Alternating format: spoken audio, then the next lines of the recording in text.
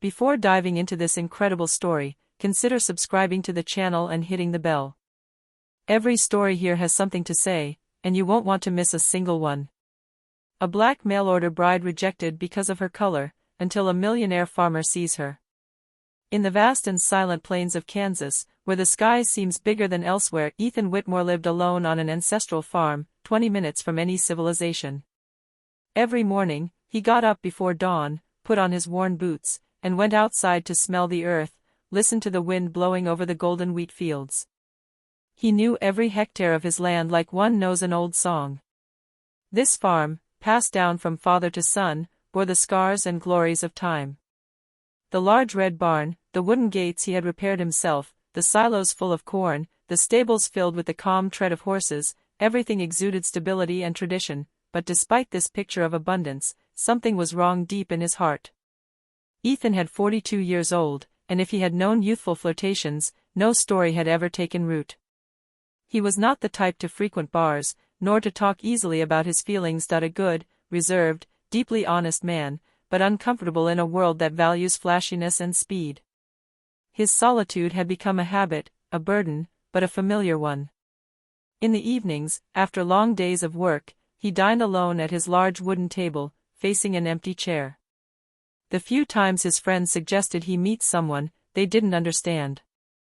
They suggested local women who were serious and practical, but Ethan was looking for something else. That he wanted a soul, not just a presence. He wanted to be seen, heard, loved without a mask.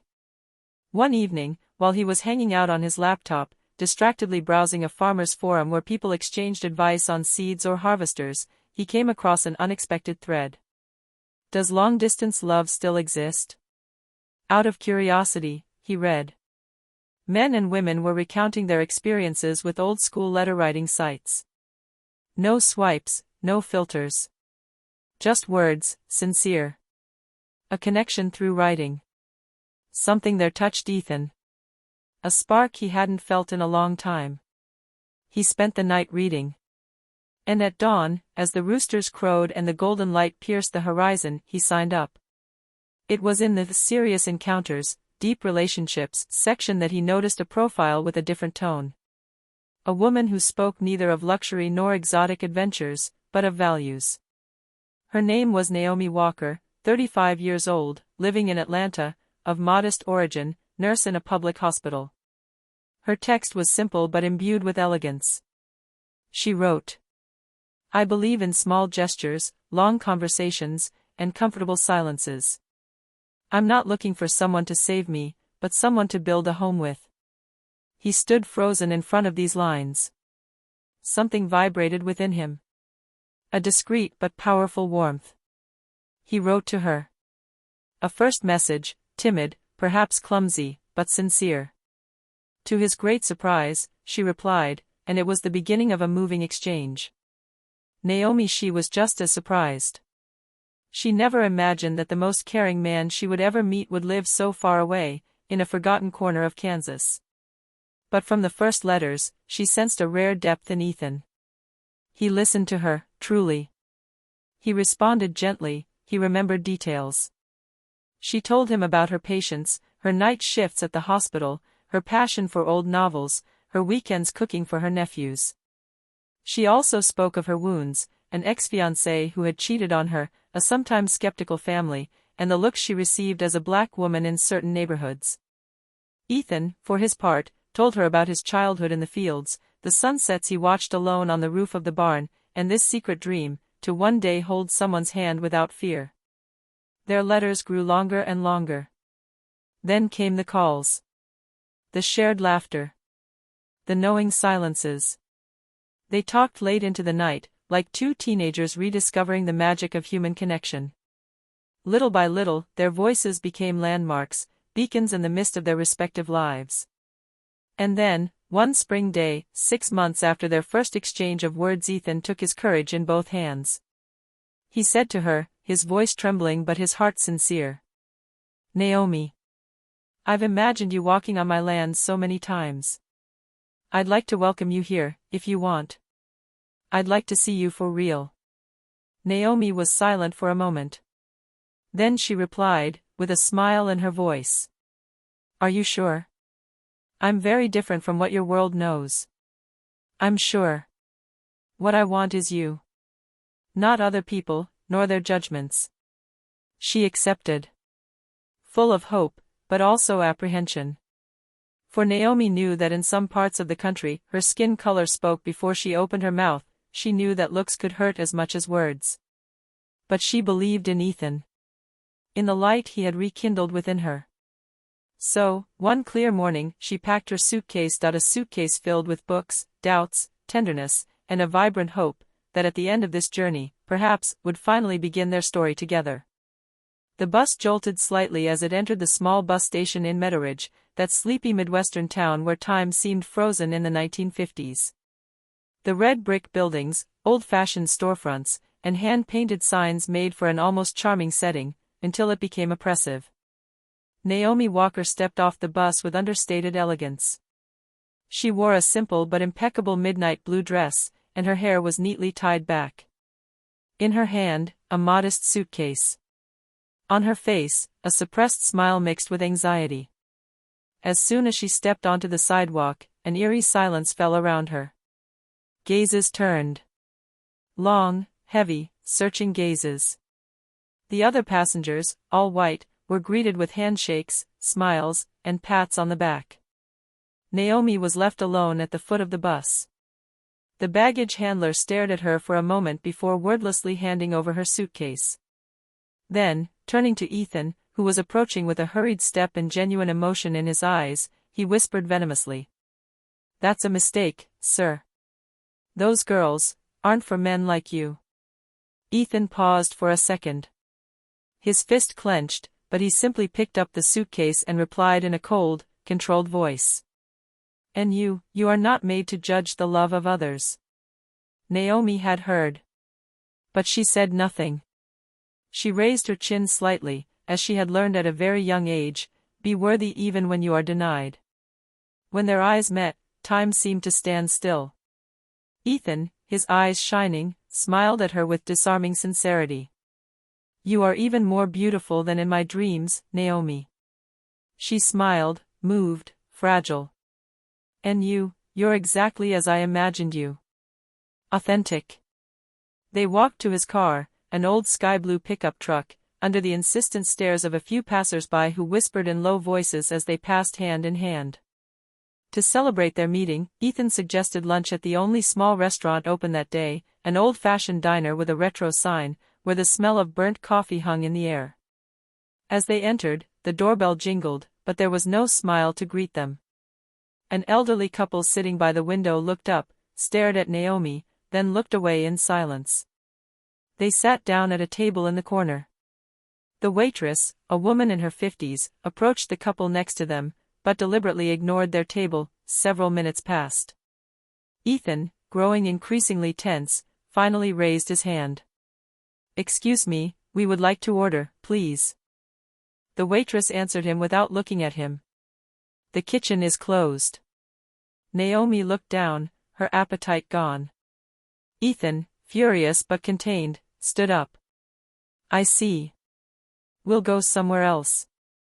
Where humanity is still served at the table." As they left the restaurant, the couple by the window also stood up, giving them a contemptuous look.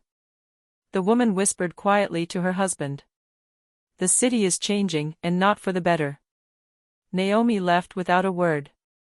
But on the street, she stopped, staring into space. She was trembling slightly, not from fear, but from that fatigue you feel when history repeats itself, over and over again. "Ethan," she said in a soft but firm voice, "are you sorry I came?" He turned to her, hurt that she might doubt. "No, Naomi. Never. Not for a second. They don't know you.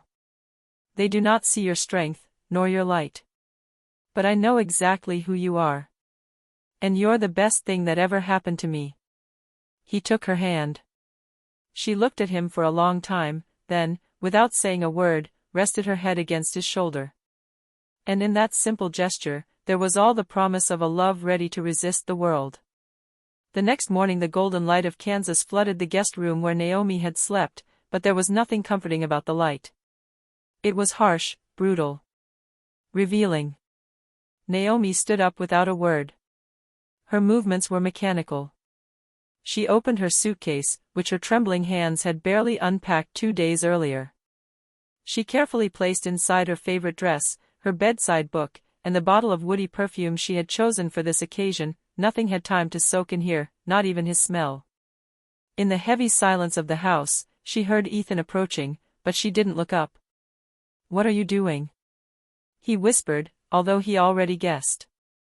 Naomi took a deep breath, then said, without turning around, "I'm leaving, Ethan. I don't want to be a topic of conversation in your town. I don't want the looks I received yesterday to become your daily routine. I don't want you to be damaged because of me." He froze. "Naomi. It's not you who is the problem. It's them. And they won't decide my life. You deserve to be here. You deserve to be loved, honored, protected, not shunned."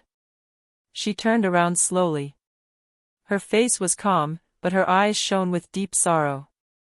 "You deserve someone your city accepts, Ethan." He shook his head, his throat tight. "No. I deserve someone my heart has chosen. And that's you." They stood there, facing each other, caught between love and reality. Then, in a quiet but heartbreaking gesture, Naomi picked up her suitcase and headed for the door. The taxi was already waiting for her in the driveway. The engine purred softly, almost in cruel contrast to the tumult of their emotions. Ethan followed her to the porch, but didn't dare physically restrain her. He knew it would be disrespectful to her freedom, to her suffering. "Come back if you ever change your mind," he said, his voice breaking. Naomi turned to him one last time, her eyes full of tears, and replied softly, "I haven't changed my mind, Ethan. I'm just in too much pain to stay. It's not your love I'm running from. It's their hatred." And then, the door closed. The taxi drove off. Ethan stood there in the dust kicked up by the tires. A man alone again, but this time emptier than it had ever been. 3 days later. The silence of the farmhouse had become unbearable. Every room reminded him of Naomi. Her laughter echoing through the kitchen. The half-empty cup on the shelf. The scarf she'd forgotten, hanging over the back of a chair. Ethan realized he couldn't go on living without her. So, without telling anyone, he closed the farm, asked a neighbor to watch the animals, and headed for the airport. He, who hadn't left the state for 20 years, found himself, heart-pounding, on a flight to Atlanta. It arrives without warning, a bouquet of sunflowers in hand, the only ones he knew symbolized loyalty, warmth, and truth. Naomi lived in a modest but vibrant neighborhood. He climbed the steps of her small apartment building, his heart pounding, his palms sweating. He knocked. The door opened slowly. Naomi, in her dressing gown, her hair hastily tied back, stood frozen. Her eyes were red, marked by 3 days of tears, doubt, and loneliness. When she saw Ethan, she took a step back, surprised, overwhelmed. "Ethan. What are you doing here?" He walked over, awkwardly held out the flowers, and looked straight into her eyes. "I came to look for the woman I love. Because I fell in love with a strong, real, and beautiful woman. And I will not let fear, or hatred of others, steal this happiness from me. Naomi, will you come back with me? Not for a weekend. Forever." A silence. A tear rolled down Naomi's cheek, then another. Her lips trembled. "Ethan. I'm not meant to be an exception to be tolerated. I want to be welcomed, not tolerated. Then come on, and let's build a place where you'll be welcomed as you deserve. Even if it takes both of us rebuilding everything." She burst into tears, resting her head against his chest. He held her tightly, as if refusing to let her go a second time. "Yes," she murmured. "Yes, I'll be back. But this time we'll go back together. Hand in hand." The return of Naomi at Meadowridge did not go unnoticed. She was no longer the lonely, silent, and fragile woman who had fled a few days earlier. This time, she was returning hand in hand with Ethan Whitmore, a respected and beloved man in the region. His name opened doors, but it was his presence at her side that changed everything. As soon as they arrived, a small crowd had formed near the station. Curious faces, some worried, others skeptical, watched them. Naomi felt insistent stares, barely veiled whispers, but Ethan gently hugged her and whispered in her ear. "Together, we will change things." As the weeks passed, Ethan was no longer content to be a mere witness. Everywhere they went, he held her hand, proudly presenting it, and defended her every time an inappropriate look or word was heard. His pride was a shield for Naomi. Little by little, the community began to change. A few voices were raised against their presence, rumors circulated, but other residents, especially the younger ones, began to take an interest in this woman full of life and ideas. Naomi, driven by her desire to build bridges, became deeply involved in local life. She became a nurse at the Meadowridge Community Center, bringing his medical skills to the most vulnerable, the elderly, and families in difficulty. His professionalism and gentleness quickly gained the trust of even the most suspicious residents. But she didn't stop there. Keen to offer a better future to the village's children, Naomi launched an ambitious project, the creation of a public library in an old abandoned building. She gathered books donated by neighbors, nearby schools, and even through a call for donations launched in the surrounding towns. Very quickly, the library became a living place, a refuge where children could marvel, learn, and dream. With the help of Ethan and some volunteers, Naomi also organized solidarity meals every Sunday, inviting all residents, regardless of their origin or social status. These meals became a ritual where differences were erased around homemade dishes, shared laughter, and storytelling. Her smile, her kindness, her determination eventually won over even the most closed hearts. Those who had once ignored or rejected her began to reach out to her, to engage in conversation, to offer her their respect. A year later, under a bright July sky, at the foot of a large 100-year-old oak overlooking the golden fields of Whitmore Farm, a huge party was held. The entire Meadowridge community, young and old, families, neighbors, and even a few visitors from afar, had gathered to celebrate this unique day. Naomi and Ethan stood in front of the tree, hand in hand, surrounded by smiles, emotional glances, and soft music played by a local band. The air vibrated with a new energy, a tangible hope. When the registrar pronounced the words of marriage, a respectful silence fell. Then, little by little, applause broke out, timid at first, then enthusiastic. That day, in that corner of the countryside, hatred lost ground. It was a silent but powerful victory. The victory of love, tenderness, and the courage of a black woman who, against all prejudices, had won not only the heart of a man, but also that of an entire community.